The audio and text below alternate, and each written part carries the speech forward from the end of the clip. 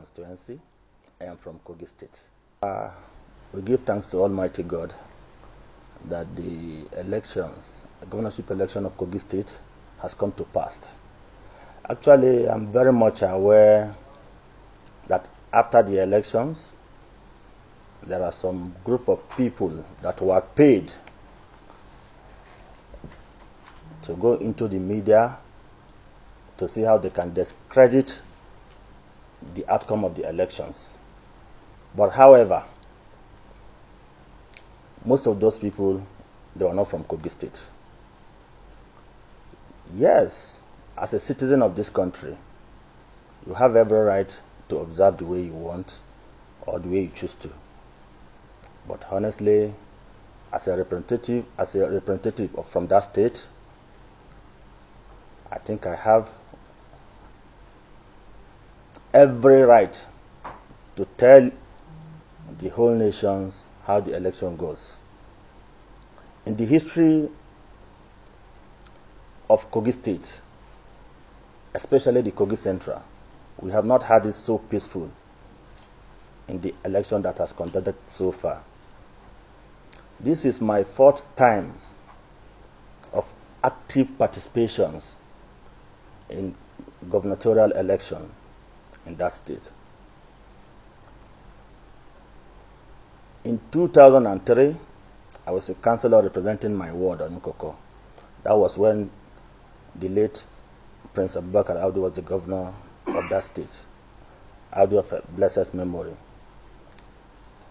In 2007, when Alhaji Ibrahim Idris, popularly known as Ibro, became the governor, I was equally a special assistant on communication to him.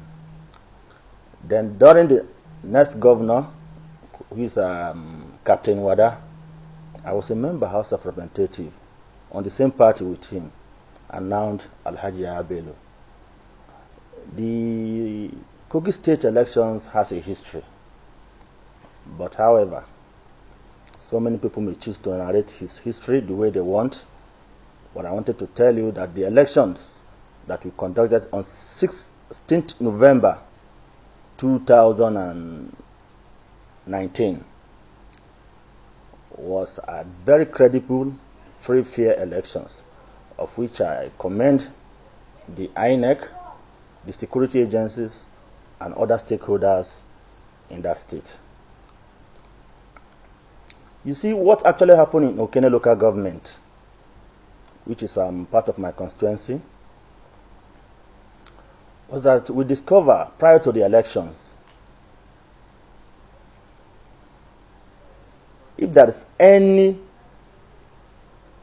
to be blamed or any party to be blamed, every individual party should go back and blame their members, because a very conducive atmosphere was provided for every party to campaign to the electorate on how you wanted to be voted for and every other thing that you needed to, you wanted to do to the state. We discovered that other parties were not campaigning when APC were campaigning. Ordinarily, there's no any time that election could be conducted that APC will not win. Firstly, most of us that were in PDP then has since they come to APC. You can say almost three of us that were representative from Kogi Central. All of us were now in APC. There are so many other stakeholders in PDP before that, now they have become to APC. The presence of PDP in our domain, which is Kogi Central, is very, very negligent. You cannot see them. And come to talk about the elections, we are expecting that the PDP candidate could equally find his way to Kogi Central and possibly to even seek for the blessing of the royal fathers in our community. We did not see him. He did not come, no representatives, and he felt that maybe the votes of those in the centrals were not needed. And the politicians always look for an advantage, and I think it's a very huge and great advantage for APC to capitalize on that one and see how we can network our campaign to each nooks and cranny of the society, and that's exactly what we have done. Alhaji Yahaya Bello, the governor of Kogi State and the governor-elect, is an indigene of Kogi State, a bona fide member of Kogi State. And indeed, he came from Okene local government. We have a very large number of indigenes of Okene that reside outside the Kogi State. And this election is one of the most important elections to our people.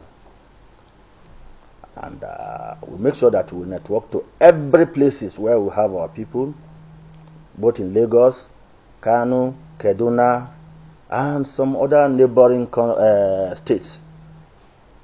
We make sure that we campaign to them to come home to come and vote, in as much as they have their PVCs. All of them, they take it upon themselves, and they came home for the elections. So if somebody is outside there trying to discredit these elections, the elections has come and go. All we are asking for, if you are a citizen of Kogi State, come home. Come and let's see how we can rally around this governor. Yes, of course.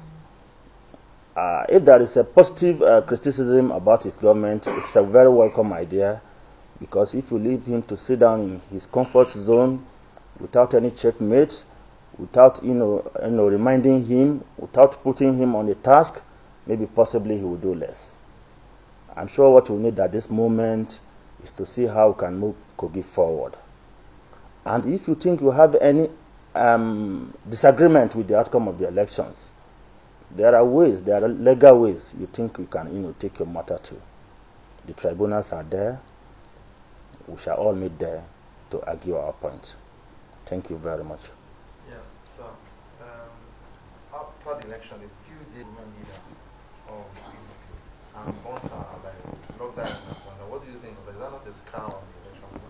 Honestly, it's a very, very unfortunate situation, and I believe that every right human being should condemn their actions, of which I know the governor himself has condemned the actions, and that sometimes if you are not close to where things happened, you'll be forced to have a different views about it.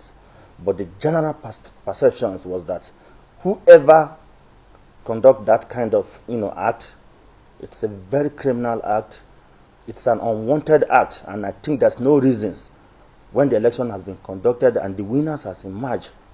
I see no reason why somebody should go and do that.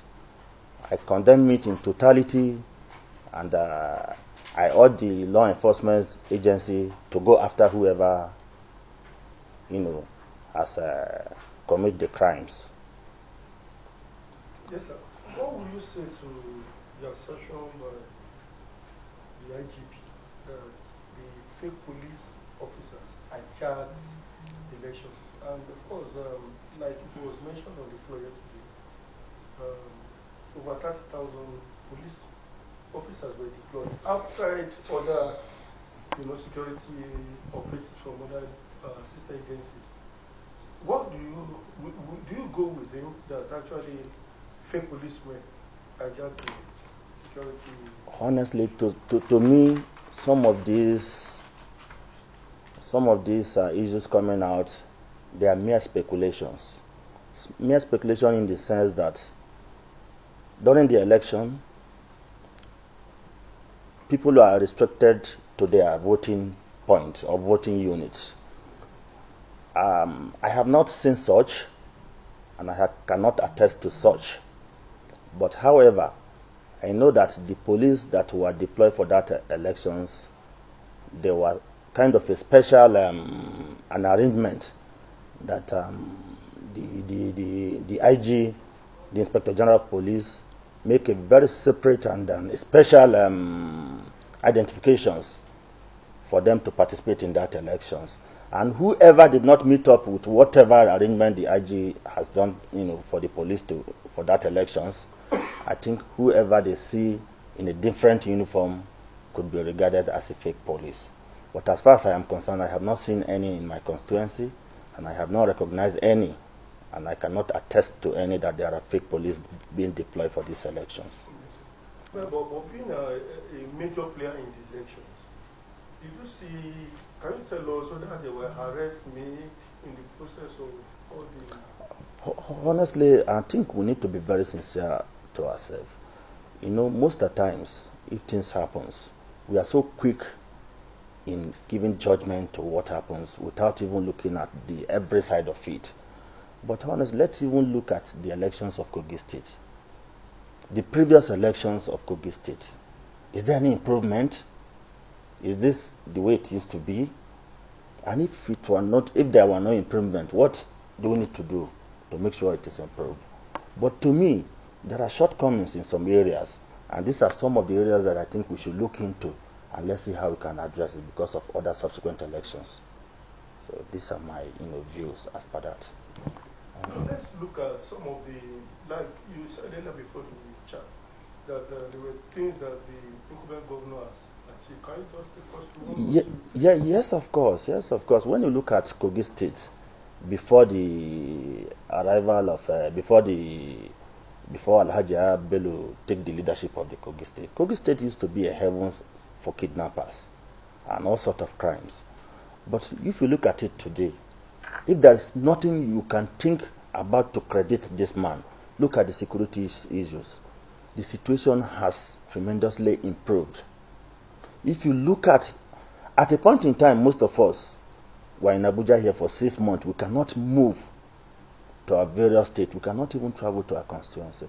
But today, when you look at it, honestly, there are so many things, social functions, public functions, happening in Kogi State without any, fear of insecurity.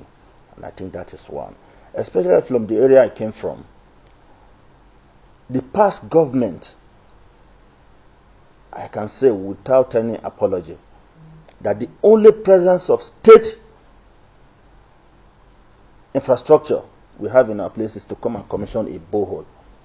A borehole that in my first term, in the 7th Assembly, I sunk almost about 37 boreholes without any commissioning any. I give it to the community to make use of it. How will a governor of a state come to commission a borehole in a senatorial district? But if we have a government that has provided us a road of about 30 to 40 kilometers, we have a government that is giving us, a water. They resuscitate our, water work that provide waters for, everybody in that senatorial district. Various kind of empowerment is taking place in our place. So why won't we support that person? So these are the least I can mention in terms of. All this yeah. One downside that people have mentioned, and they have always mentioned, and they continue to mention, is the fact that the governor has not been paying salaries. Yes, of course. Things going to change in this dispensation. Yes. Honestly, let me just address that issue of salary shortly, because times without number, the governor himself has come to the media on televisions, on publics, to come and say that I have paid salary to my workers. Honestly, before his arrival, we are very much aware that there are much numbers of ghost workers in the Kogi State Civil Service. When there are issues, when there are problems and you are trying to solve them, there are some other multiple issues that could arise. And sometimes when it affects those that doesn't supposed to affect, it will raise some, concerns. I sympathize with those that are genuinely affected. But however, even in my house, I have some people that were affected too. But come to think about it, some people came to me, they ran to me to seek for a favor. I said, what is the problem are you having? They say that I was not screened. But what happened? At the end of the day, we discovered that most of them, it's either they fortified their age, some went to schools without approval. So many things happen. And now, a concern has been raised. But all we could have in the public is that, oh, these people were not paid, were not paid. Why were you not paid? There is a point in time when the governor comes out that if you know that you are not cleared genuinely and you think you don't have problem, come forward and show it. But nobody could come. Some that went there genuinely, I think their problems were resolved. And up to the moment as I'm talking to you before the elections, I am very much aware that salary were paid. But however, since an issue has been raised, I'm sure that the governor has a very good listening ears. We'll go back to the drum board and see what he can do to make sure that things were normalized.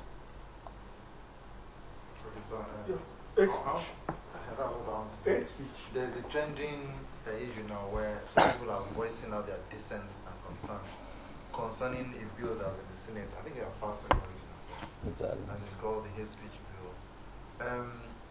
First question is, do you agree with the provisions of the bill, especially the issue of death sentence that is inside the bill? And secondly, do you even agree with the bill in entirety? And do you think the House should pass it to the Congress? Of course, to a very large extent, I agree with the bills.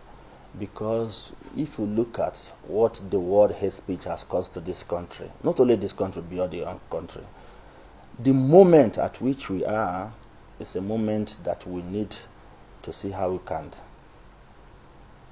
unite the people of this country. The hate speech itself has gone a long way to cause disunity, because what it all entails is all about false statements that were untrue, credited to a particular set of people. And if there is anything that could cause disunity, I think hate speech is one of the things in the forefront. But however, as regard the death sentences ascribed to those who perpetrate the crime, I think we should look at the other ways and see how we can prescribe another punishment aside that death sentences. I did not subscribe to it. I did not. Yeah, but the arguments by those who know the law, of which you are one, that there are sufficient laws in this country that have already taken care of all those provisions. Yes, of course. Yes, of course. So why duplicating? I think let me come up again with this. You see, the reasons why I think most Nigerians are taking this issue too far was that they thought this particular law is being,